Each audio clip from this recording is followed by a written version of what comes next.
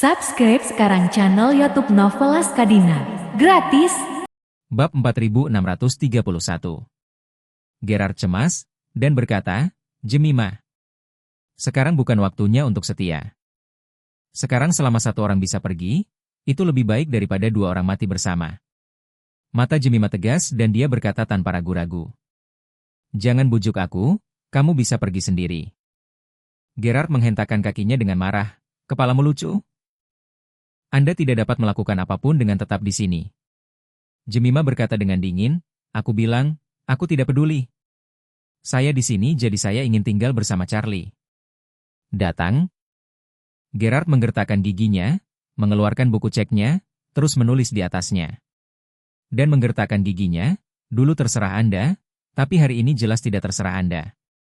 Sambil berbicara dia merobek cek tertulis, menamparnya di depan Jairo, dan berkata dengan dingin, "Cek $5 juta ada di sini, saya akan membawa putri saya keluar dari sini." Jairo mengambil cek itu dan melihatnya. Setelah memastikan bahwa itu benar, menempatkan cek di sakunya, dia berkata dengan acuh tak acuh, "Kamu harus pergi dengan cepat, kesabaranku hampir habis." Gerard tidak berani menunda, mengulurkan tangan dan meraih lengan Jemimah, dan berkata dengan keras, "Ikut aku sekarang." "Aku tidak pergi." Jemimah sedang terburu-buru saat mencoba yang terbaik untuk melawan Gerard. Dia tanpa sadar meraih tangan Charlie, dan dua garis air mata tidak bisa dibendung di matanya. Charlie tidak tahan, jadi dia berkata, "Nona Liu, Anda tidak perlu mengkhawatirkan saya. Anda harus kembali dengan Tuan Liu. Saya bisa menangani sisa adegan kecil sendiri." Jemimah tidak tahu apa yang dikatakan Charlie. Dari lubuk hatinya, dia berpikir bahwa dia mencoba membujuknya untuk pergi, dan tiba-tiba menangis dan berkata, "Aku tidak akan pergi. Aku ingin bersamamu." Charlie berkata dengan sangat serius, "Nona Liu, saya akan baik-baik saja. Kamu kembali saja dengan Tuan Liu dulu, dan aku akan sampai di sana dalam 20 menit." Jemimah menggelengkan kepalanya putus asa, karena takut diseret oleh ayahnya. Sambil menggenggam jemarinya, dia menangis dan berkata, "Aku tidak mau 20 menit. Aku ingin bersamamu. Kamu pergi, aku pergi, kamu tinggal, aku tidak bisa pergi." Bagi Jemimah, dia rasional dan tidak bisa meninggalkan Charlie dan pergi sendirian. Lagi pula, Charlie melakukannya untuknya, jadi bagaimana bisa dia pergi begitu saja di saat seperti itu? Namun, Jemimah tidak menyadari bahwa motivasi yang mendorongnya untuk tetap pada saat ini bukan hanya moralitas murni. Di dalam hatinya, dia sudah memiliki jenis emosi yang berbeda terhadap Charlie, yang tidak pernah muncul dalam perjalanan hidupnya selama 24 tahun. Karena itu, dia sendiri tidak menyadari keberadaan emosi ini. Saat ini, dia hanya ingin tinggal dan berada di sisi Charlie, itu saja. Jairo menjadi tidak sabar, dan berteriak dengan tajam, "Pergi! Kalian datang kepadaku untuk memainkan drama cinta?" Setelah itu, dia menunjuk Jemimah dan memarahi dengan keras. "Jika kamu tahu apa yang kamu cari, ikuti saja ayahmu dan pergi. Atau jika tidak, aku akan membereskannya bersamamu." Charlie tiba-tiba mengerutkan kening, dan berkata dengan dingin, "DMN, ibumu tidak pernah mengajarimu sopan santun saat berbicara dengan perempuan?" Kesabaran terakhir Jairo hampir habis. Pada akhirnya, dia menunjuk Charlie dan berkata dengan dingin, "Sial. Anak laki-laki. Aku sudah lama bersamamu." Setelah itu, dia menunjuk pelatih Lin, dan berkata dengan tegas, "Pelatih Lin, segera sobek lidah anak ini untukku." Pelatih Lin menyipitkan mata pada Charlie, dan berkata dengan dingin, "Wah, kamu sendiri yang mencari kematian, tidak heran aku harus melakukannya sekarang." Charlie menatapnya dan bertanya sambil mencibir, "Saya pikir Anda juga seorang pejuang, mengapa Anda menjadi seperti ini? Bercampur dengan sampah? Apakah kamu berlatih seni bela diri dengan keras hanya untuk menjadi anjing untuk sampah ini?" Bab 4632. Ketika pelatih Lin mendengar ini, matanya melebar dan dia berkata, Bagaimana kamu bisa tahu bahwa aku seorang seniman bela diri?" Pada saat ini, pelatih Lin sedikit bingung. Budidaya seni bela diri selalu bisa melihat ke bawah dari atas, tetapi tidak dari bawah ke atas. Charlie dapat melihat bahwa dia adalah seorang pejuang secara sekilas, tetapi dia tidak dapat melihat kultivasinya. Yang berarti Charlie kemungkinan lebih kuat dari dirinya sendiri. Jika Charlie adalah pejuang bintang 4, maka dia memang memiliki modal gila. Jika Charlie adalah prajurit bintang 5, maka dia dapat dengan mudah melakukan counter kill dengan tangannya. Melihat pelatih Lin sedikit bingung, Charlie dengan sengaja berkata, "Saya tidak bisa melihat apa-apa, tetapi saya telah mendengar orang lain berbicara tentang Anda. Dan mereka semua mengatakan kamu adalah prajurit bintang 3. Faktanya, Charlie hanya berbicara omong kosong. Dia tidak mendengarkan siapa yang menyebut orang ini dan kultivasi orang ini. Dan alasan mengapa dia mengatakan itu karena dia tidak ingin membiarkan pelatih Lin terlalu cepat. Bagaimanapun, pelatih Lin adalah yang terkuat di antara orang-orang ini. Jika dia terlalu pengecut untuk melakukan sesuatu, maka itu benar-benar tidak ada artinya." Ketika pelatih Lin mendengar ini, hatinya yang menggantung di udara langsung jatuh. Dia, seorang pendekar bintang 3, memang sangat terkenal di antara 4 naga dan geng lainnya. Di jalan-jalan di seluruh Hong Kong, hampir semua orang tahu gengsi dan kekuatannya. Tidak mengherankan bahwa Charlie telah mendengar bahwa dia adalah pejuang bintang 3. Jadi, dia menghela nafas lega, dan berkata dengan arogan, "Sejujurnya, aku dulunya adalah prajurit bintang 3 dari Cataclysmic Front." Charlie sedikit terkejut, mengangkat alisnya, dan bertanya sambil tersenyum. "Oh, kamu dulunya anggota Front Cataclysmic? Apakah itu organisasi tentara bayaran, Cataclysmic Front?" Pelatih Lin berkata dengan dingin, "Itu benar." Charlie bertanya lagi, "Lalu siapa yang bertanggung jawab atasmu?" "Joseph Wan?" Pelatih Lin berkata dengan marah. "Lancang. Bagaimana Anda bisa memanggil prestise Master Front Cataclysmic secara langsung?" Charlie bertanya dengan rasa ingin tahu, "Karena kamu sangat menghormati Joseph. Mengapa kamu meninggalkan Cataclysmic Front? Mungkinkah kamu ditendang keluar?" Wajah pelatih Lin tiba-tiba memerah karena malu, dan kemudian dia berteriak dengan putus asa. "Itu urusanku, apa hubungannya denganmu?" Setelah itu, dia menatap Charlie dan berkata dengan dingin, "Wah, saya mendengar Joseph mengatakan bahwa Anda pandai dalam keterampilan Anda, jadi saya akan datang dan belajar dari Anda." Begitu dia selesai berbicara, pelatih Lin tiba-tiba bergegas menuju Charlie. Jemima tidak tahu dari mana kekuatan itu berasal, dia melepaskan diri dari tangan Gerard dalam sekejap. Dan ingin menghadang di depan Charlie, tapi ditarik ke belakang oleh Charlie. Menghadapi serangan pelatih Lin, Charlie tidak berkedip, dan berkata dengan ringan, "Karena kamu berasal dari Cataclysmic Front, aku tidak ingin melakukan apapun denganmu, itu membosankan." Pelatih Lin berhenti dan bertanya pada Charlie, "Mengapa? Apakah kamu takut padaku?" Charlie menggelengkan kepalanya. "Aku takut? Tidak mungkin untuk takut padaku. Aku, Charlie, telah tumbuh hingga usia ini dan tidak pernah takut." Setelah berbicara, dia meregangkan dan berkata dengan ringan, "Aku hanya lelah bermain. Tidak ada kepura-puraan dan pertikaian." Pelatih Lin mengerutkan kening dan menatapnya. "Apa maksudmu?" "Aku memberimu kesempatan yang adil untuk bertarung. Jika Anda tidak menghargainya, jangan salahkan saya karena bersikap kasar." Charlie melambaikan tangannya dan berkata dengan ringan, "Di sini untuk bersaing denganku secara adil? Kamu tidak layak." Pelatih Lin merasa sangat terhina, dan berteriak dengan marah, "Anak laki-laki, jangan terlalu marah. Apakah kamu benar-benar berpikir aku tidak berani melakukannya?" Charlie dengan acuh tak acuh berkata, "Mari kita bicarakan sebentar lagi, aku akan meminta seseorang untuk datang dan menemuimu." Bab 4633. Panggil seseorang? Pelatih Lin mendengus dingin. Dia melanjutkan, "Kenapa? Apakah Anda ingin mencari pembantu?" Charlie tertawa, "Ini bukan pembantu, Anda tidak ingin tahu tentang Henry Zhong." "Di mana dia?" "Saya bisa menelepon sekarang dan mengatur seseorang untuk membawanya masuk." Jairo mencibir, "Wah, kamu benar-benar mati sehingga kamu bahkan tidak mengetahuinya. Kamu pikir kamu bisa memanggil dan menemukan 2 pembantu untuk datang ke sini, dan kamu dapat melarikan diri dengan aman? Biarkan saya memberitahu Anda, di situ saya, bahkan jika Raja Surga datang, dia tidak akan dapat membawa Anda pergi." Charlie tersenyum, "Saya tidak membutuhkan siapapun untuk membawa saya pergi ketika saya selesai membersihkan anjing tua itu.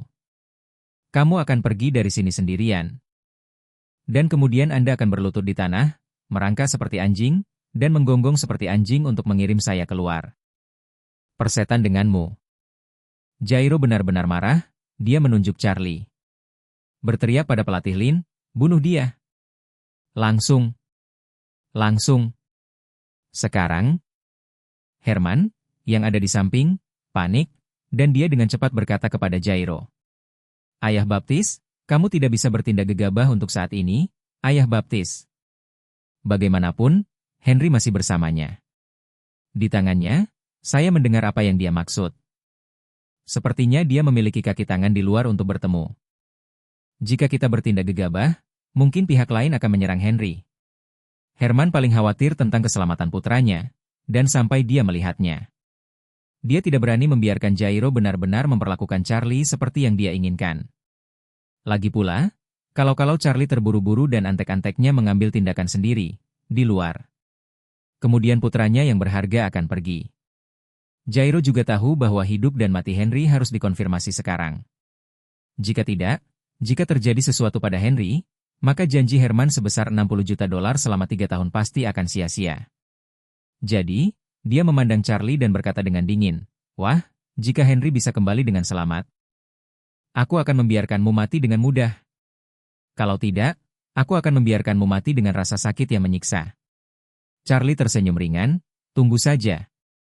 Setelah itu, dia mengeluarkan ponselnya dan mengirim pesan kepada Joseph. Biarkan dia pergi langsung ke Tesla di pintu masuk bar.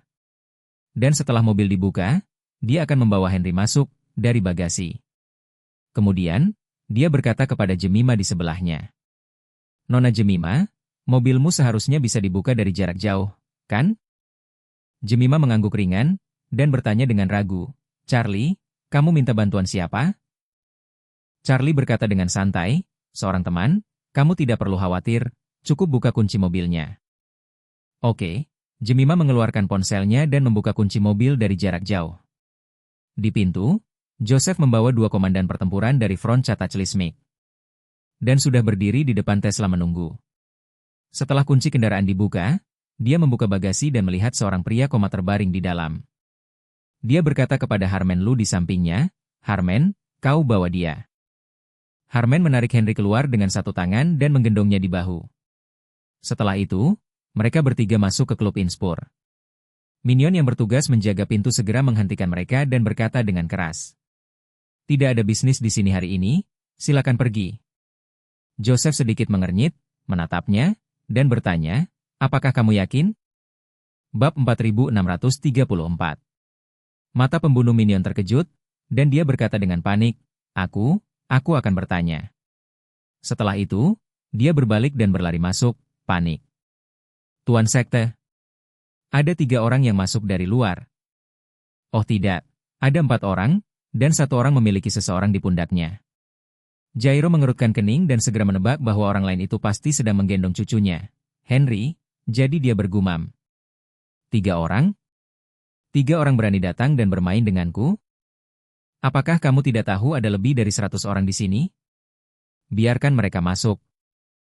Pelayan itu buru-buru berlari kembali ke pintu dan berkata kepada Joseph, silakan masuk. Joseph tidak mengatakan sepatah kata pun dan berjalan masuk bersama Harmen dan Walter, 2 komandan pertempuran. Pada saat ini, Jairo memiliki senyum sukses di wajahnya. Dia merasa bahwa Charlie tidak hanya gila tetapi juga bodoh sampai mati. Jadi, dia menatap Charlie dengan wajah main-main, dan berkata sambil tersenyum.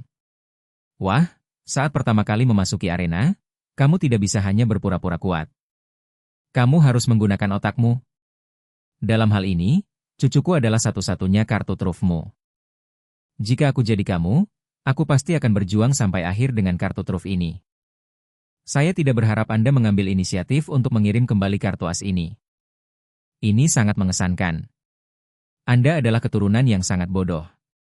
Aku sudah keluar selama bertahun-tahun. Aku tidak pernah bertemu orang sepertimu. Charlie sudah melihat Joseph dan mereka bertiga saat ini, jadi dia tersenyum dan berkata kepada ketiganya. Ayo, Joseph, izinkan saya memperkenalkan Anda, ini adalah sarang 4 naga yang terkenal di Hong Kong. Tuan Jairo, anjing tua ini mengajari saya beberapa pengalaman bergerak di dunia bawah. Jadi kamu juga bisa bergabung denganku dan mendengarkan kata-katanya yang berharga bersamaku. Berdiri di depan Charlie, pelatih Lin, yang arogan, melihat ke belakang tanpa sadar pada saat ini. Dia berpikir bahwa jika Charlie memanggil beberapa pembantu, satu-satunya cara adalah mati. Tetapi ketika dia melihat orang itu datang, seluruh tubuhnya langsung merasakan petir. Otaknya langsung pusing, dan matanya bahkan mulai melihat dengan jelas. Dia tidak pernah bermimpi bahwa dia akan dapat melihat Joseph, penguasa Front Cataclysmic. Dan bersamanya, 2 dari 4 komandan besar Front Cataclysmic di sini. Pada awalnya, selama pertempuran di Gunung Waterest, dunia luar tidak tahu situasi pertempuran yang sebenarnya. Semua orang mengira bahwa Cataclysmic Front telah menghancurkan keluarga Wade. Tetapi mereka tidak tahu bahwa sebenarnya, 2 dari 4 komandan Front Cataclysmic telah meninggal di bawah Charlie. Di Front Cataclysmic saat ini, hanya ada 3 orang di puncak piramida. Salah satunya adalah Joseph, dan 2 lainnya adalah Harmen Lu dan Walter Chen. Sekarang mereka semua ada di sini. Bahkan ketika dia berada di Front Cataclysmic, Lin tidak memiliki kesempatan untuk melakukan kontak sedekat itu dengan Joseph. Atasan langsungnya adalah seorang Jenderal Bintang 5, dan Jenderal Bintang 5 itu berada di bawah komando Harmen. Karena itu, ketika tiba-tiba melihat Yusuf dan mereka bertiga, pelatih Lin hanya merasa bahwa semua darah di tubuhnya diambil dari waktu. Dan dia hanya merasa bahwa semua ini tidak realistis, seperti mimpi. Pada saat ini, Jairo tidak menyadari bahwa Lin, yang tersambar petir, dimarahi oleh Charlie sebagai anjing tua barusan, dan dia sangat marah di dalam hatinya. Jadi, dia menunjuk ketiganya dan mencibir pada Charlie. Wah, apakah kamu benar-benar berpikir bahwa memanggil ketiga bocah nakal ini akan membuatmu tetap aman? Aku berkata padamu, bukan hanya Anda hari ini. Bahkan ketiga bocah nakal ini bahkan tidak ingin pergi hidup-hidup. Joseph tertegun untuk beberapa saat, dan mau tidak mau bertanya. Apakah semua geng lokal di Hong Kong begitu ganas? Jairo mencibir. Apa? Ya. Anda berani datang ke sini tanpa mengetahui apapun tentang Hong Kong? Percaya atau tidak, aku akan membiarkan kalian pergi di jalan yang tidak bisa kembali. Bab 4635. Joseph tersenyum dan menggelengkan kepalanya, lalu menatap Charlie dan berkata dengan hormat. T.N. Wade, anjing tua ini bisa menggonggong seperti ini, itu pasti membuatmu sangat kesal. Apakah kamu perlu bawahanmu untuk membungkamnya? Charlie tertawa, jika anjing itu suka menggonggong, biarkan dia menggonggong, anjing tua seperti itu akan lari. Kalau tidak bisa lari cepat harus gigit, kalau tidak ditelepon dia akan mati lemas. Jairo tidak tahan lagi, dia menatap pelatih Lin yang lamban dan berteriak dengan marah. Pelatih Lin, apa yang kamu lakukan berdiri di sana? Cepat dan bunuh mereka untukku. Baru pada saat itulah Harmen memperhatikan pelatih Lin yang tidak bergerak, dia tidak bisa menahan diri untuk tidak mengerutkan kening dan bertanya, kamu? Lin Jaya Lin? Kata-kata ini sepertinya membangunkannya dalam sekejap dari kekacauan. Kemudian, dia berlutut di tanah dengan bunyi gedebuk, dan berkata dengan suara gemetar yang sangat hormat. Bawahan Lin Jai Lin. Lihat Panglima tertinggi. Lihat Raja Harimau berjubah putih. Lihat Raja Serigala bermata biru. Pelatih Lin tiba-tiba berlutut di tanah, menyebabkan semua orang yang hadir kecuali Charlie. Dan anggota Cataclysmic Front tercengang seperti disambar petir. Anda tahu, pelatih Lin jelas merupakan sosok yang unik di Hong Kong. Kota Hong Kong tidak begitu besar, dan terlepas dari kenyataan bahwa tempat itu sendiri adalah campuran tas. Di mata banyak master seni bela diri, ini sama sekali bukan tempat tinggal yang memenuhi syarat. Ambil contoh anggota geng di Hong Kong, mereka jauh dari begitu hebat di film. Di depan geng yang sebenarnya, mereka hanyalah sekelompok antek yang bermain di lumpur. Anggota geng di sini telah melakukan sesuatu. Naik perahu selama 1 jam ke Tai O dianggap sebagai pelarian. Jika mereka mengatakan yang sebenarnya, mereka akan ditertawakan oleh orang-orang di luar. Ini juga mengapa banyak geng Cina pergi ke Jepang atau lebih jauh ke Amerika Utara untuk berkembang. Alasannya adalah bahwa sebenarnya tidak ada ruang untuk pengembangan di sini. Justru karena inilah pelatih Lin bisa menjadi puncak piramida. Dari efektivitas tempur di antara anggota seluruh geng Hong Kong. Bahkan seorang veteran seperti Jairo pun harus bersikap hormat saat menghadapi pelatih Lin. Tetapi orang seperti itu seperti bintang yang memegang bulan, tetapi tiba-tiba berlutut kepada orang lain. Dan seluruh orang gemetar seperti Parkinson, yang hanya merongrong pandangan semua orang. Orang-orang ini terdiam, dan Jairo bahkan lebih ketakutan. Bagaimanapun, dia adalah seorang lelaki tua. Tidak seperti orang lain yang kehilangan kemampuan untuk berpikir. Dia segera menangkap apa yang ditekankan pelatih Lin. Panglima tertinggi. Apa panglima tertinggi? Mungkinkah orang ini adalah panglima tertinggi front bencana? Memikirkan hal ini, dia sudah ketakutan dan terpencar. Matanya tertuju pada pelatih Lin. Saya berharap mendapat pesan yang jelas darinya. Pada saat ini, Joseph memandang pelatih Lin, sedikit mengernyit, dan bertanya dengan dingin, "Apakah Anda anggota front bencana?" Pelatih Lin menundukkan kepalanya dan berkata dengan sangat malu, "Tuan Istana, bawahan pernah menjadi anggota front bencana. Meninggalkan front bencana 2 tahun lalu." Yusuf bertanya, "Mengapa kamu pergi?" Karena. Omong-omong, pelatih Lin berhenti berbicara. Dia tidak memiliki wajah untuk berbicara tentang masa lalunya yang diusir dari front Cataclysmic di depan Joseph. Joseph melihat bahwa dia tunduk dan ragu-ragu, dan berteriak dengan tajam. "Kamu dulu anggota front bencana, tetapi kamu seperti sampah dengan kepala tertunduk dan tunduk. Betapa tidak senonoh. Angkat kepalamu." Tapi pelatih Lin gemetar. Namun, paksaan Joseph memaksanya untuk mengangkat kepalanya dan menatap tatapan Joseph yang seperti obor. Pada saat ini, seluruh tubuhnya hancur secara emosional, dan dia menangis.